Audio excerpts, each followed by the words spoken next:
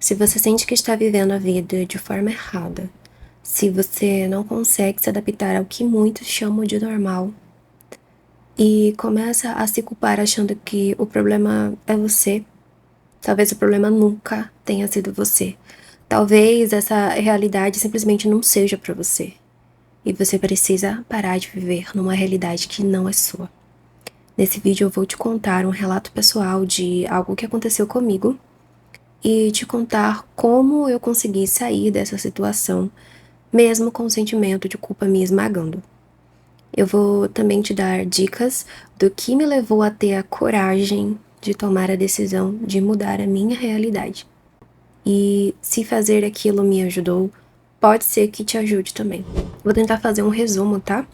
Eu vivi num trabalho que era dentro da minha área, um lugar bom, uma empresa conceituada, difícil de entrar, que quando me chamaram eu realmente fiquei surpresa, não porque eu não era capaz, tá? Mas é porque é realmente muito difícil de entrar. E mesmo assim, eu não conseguia me adaptar. E não era preguiça, não era falta de capacidade, até porque eu era muito elogiada pelos meus colegas de trabalho e meus superiores, tá? Então, eu era muito querida, mas aquela realidade não conversava comigo.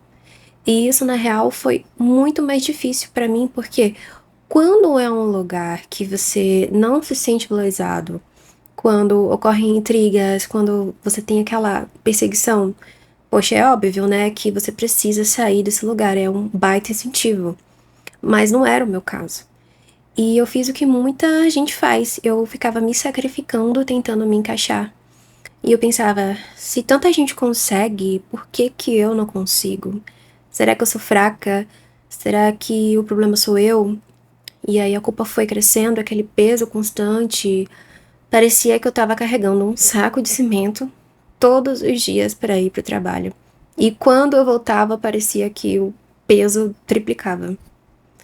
Ah, Thalita, mas se era um lugar bom, por que que você estava se sentindo mal e querendo sair? Exatamente, essa foi uma pergunta que eu fazia para mim mesma. E o que está acontecendo comigo é justamente isso, gente. Tem coisas que simplesmente não são para você.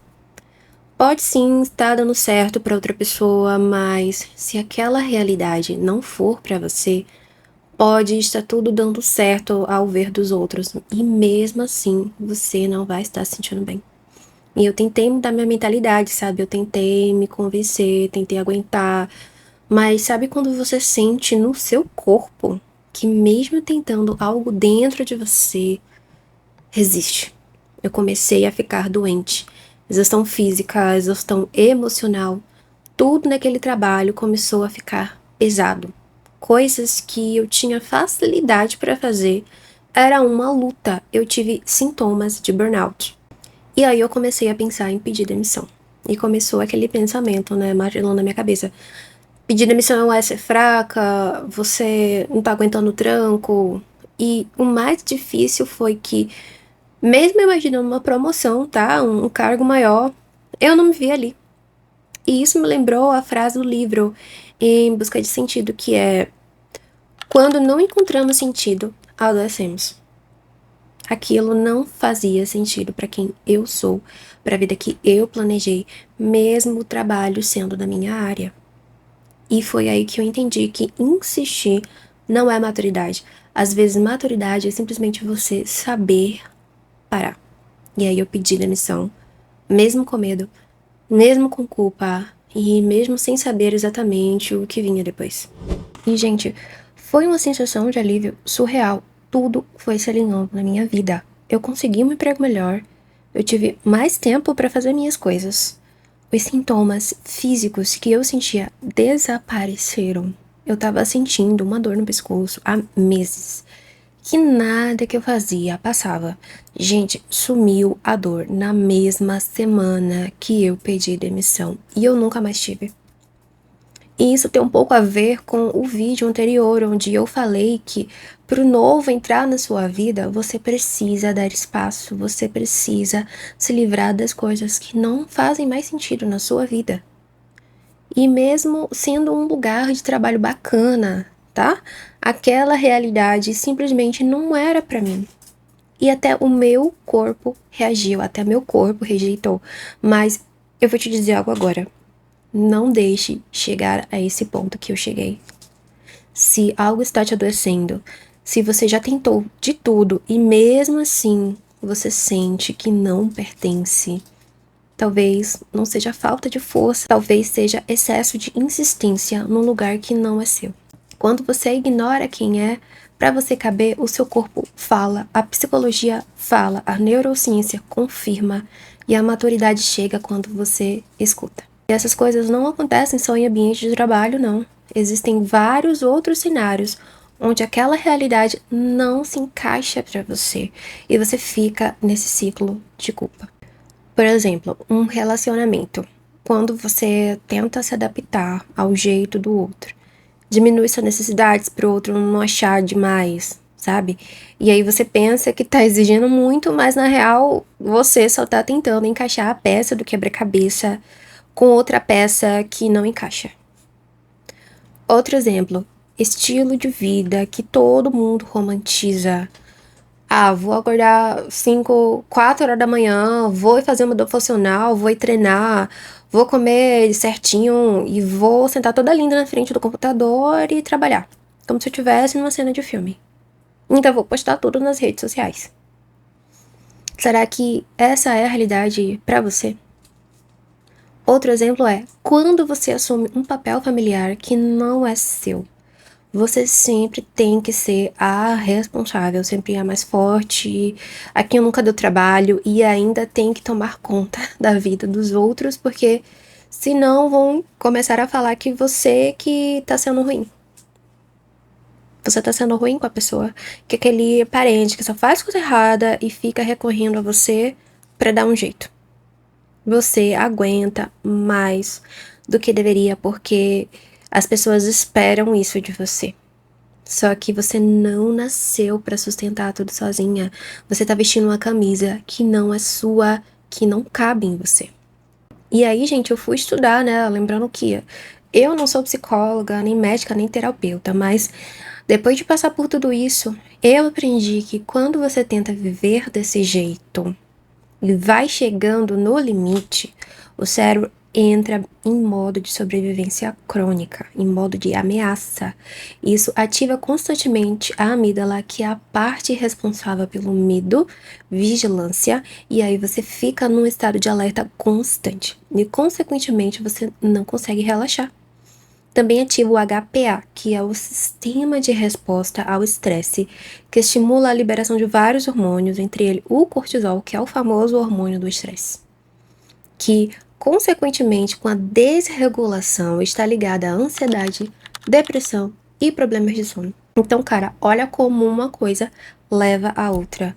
Não é falta de resiliência quando você vive muito tempo num lugar que não conversa com quem você é. O seu cérebro entra em modo de sobrevivência.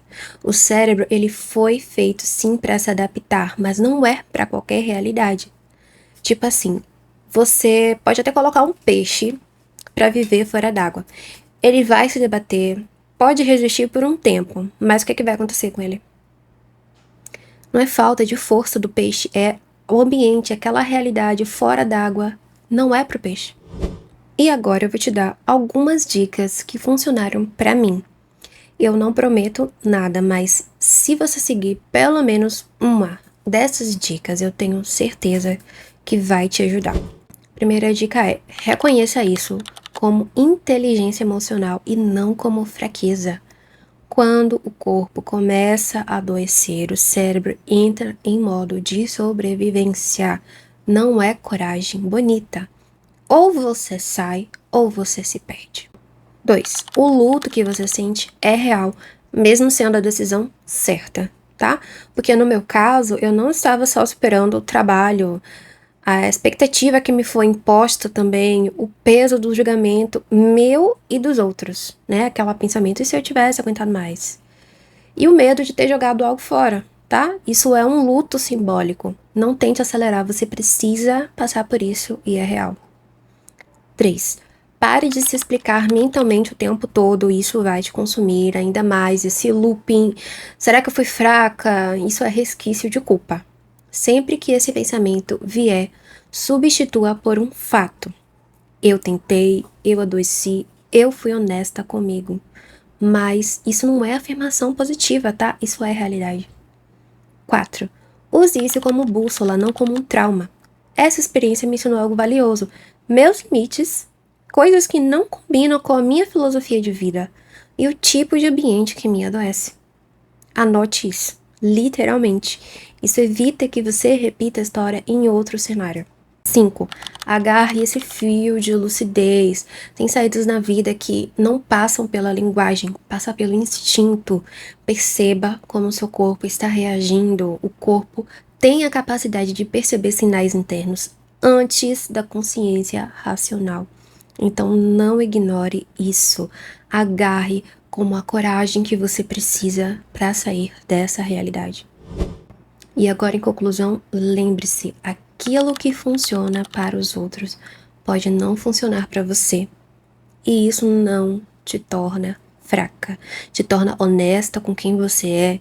E às vezes você precisa passar pelo que não dá certo para ter certeza que nunca foi para você. Se algo está te adoecendo, se você já tentou de tudo e mesmo assim você sente que não pertence, talvez não seja falta de força. Talvez seja excesso de insistência num lugar que não é seu. E eu tenho certeza que um dia você vai olhar para trás e pensar: ainda bem que eu me escutei. E isso basta.